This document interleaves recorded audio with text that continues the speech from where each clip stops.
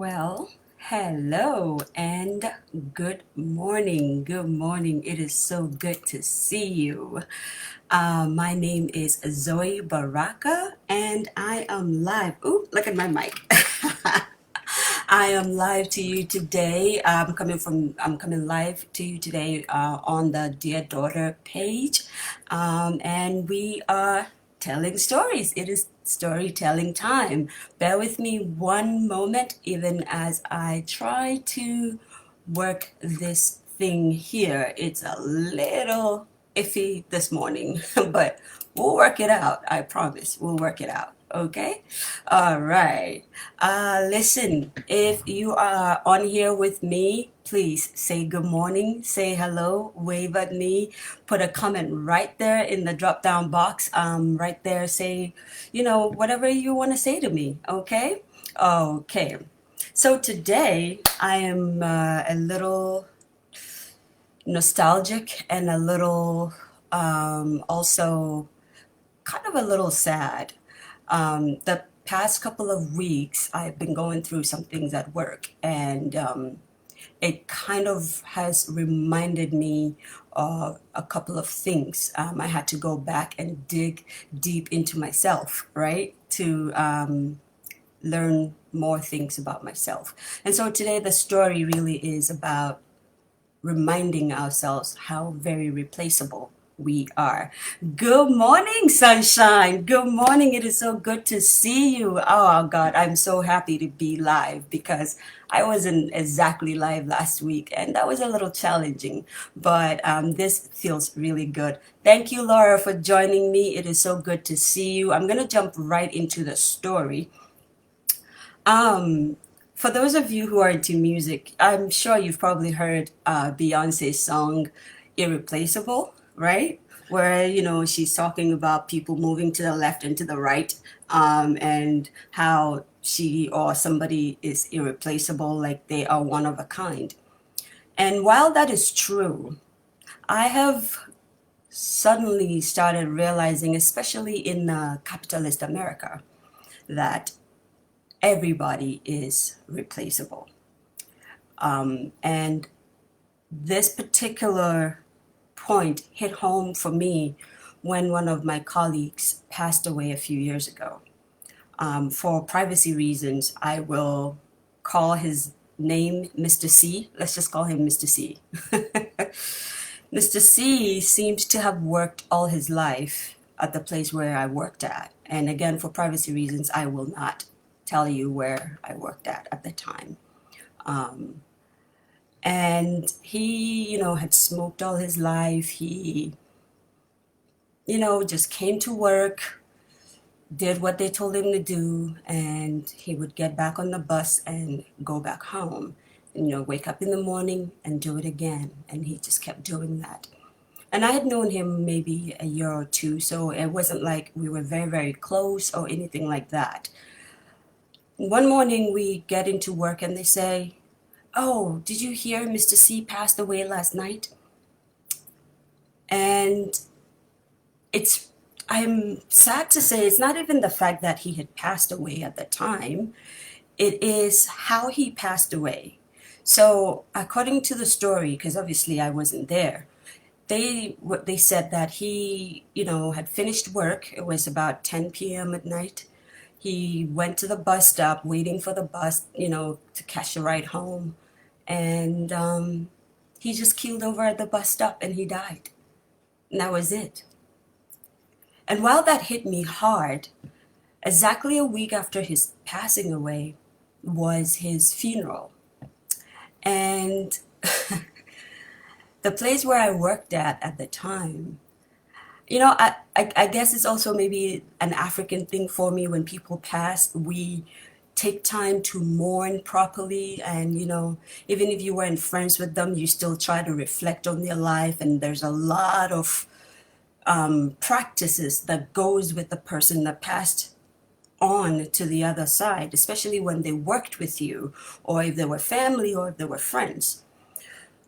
That didn't happen because exactly a week after was his burial, and what they did was they brought some people from another location and told them to work for us for 2 hours so we could go to Mr. C's funeral, which is what we did. And we came back from the funeral, which also, by the way, was very uneventful. It was, he was just, it was one of those funerals that it wasn't a lot of people. He was late in state, very few people. We didn't even really get to say hello to his family. We weren't sure those people who were there, if they were really family. We just went, went through the motion, went around the casket, and that was it. An hour and a half later, we were all back home, back to work, changed out of our black clothes, went back into our regular working clothes, swapped shifts with the people who came from the other location to, I guess, help us out. And that was it. Everything was back to normal. Phones were ringing off the hook. People were typing away as if his life did not matter, like he didn't exist.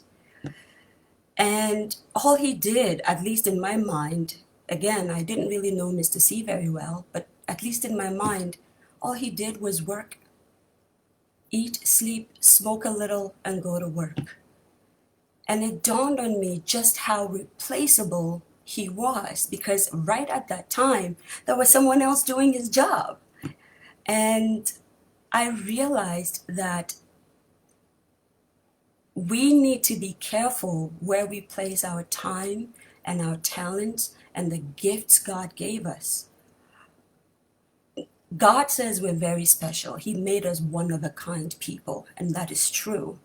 But if we're not careful, that's the paradox of life. Sometimes you're irreplaceable because you're the only skilled person and you were not a jack of all trades. But sometimes, well, most of the time, actually all of the time, we are replaceable, especially in the business world, in in the capitalist world.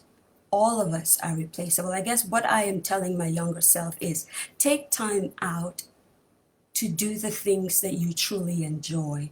Take time out to invest in other people's lives. Take time out to live a little and not be wrapped up with working for other people who honestly don't really care about you, you know? And particularly the last couple of weeks have made me go back to rehash and calibrate that mindset. Listen, go to work, do your absolute best, leave work at work, go back home and live your life to the fullest. That's what I would tell my younger self, because I keep wondering if Mr. C had applied himself, how much impact he would have made in the world. And the fact that he was so easily forgotten, that really got me. You do not want to be easily forgotten. You want to make an impact in life. You want to impact somebody else's life. No matter what happens, do not let the big bucks at work, and honestly, most of the time they don't even pay you big bucks. They ask you to do a lot of work for little to nothing. And if you invest all of your time and all of your energy and all of your resources into that work, which is for someone else, by the way, I guarantee you, you will end up being like Mr. C, who seemed almost insignificant after he passed. He was gone, like Elton John would say, he was gone with the wind, like a candle in the wind. I don't even know if he was a candle. And so please, please, please, today this is my message. It's a message that's very important to me, but also to you. Remember that in as much as you are very unique in your own way, invest in your uniqueness and do not invest in the part where you are absolutely replaceable. For those of us that work in chain companies, that work in a very monotonous job, be very careful that you do not let them get you. Okay? So this is my story.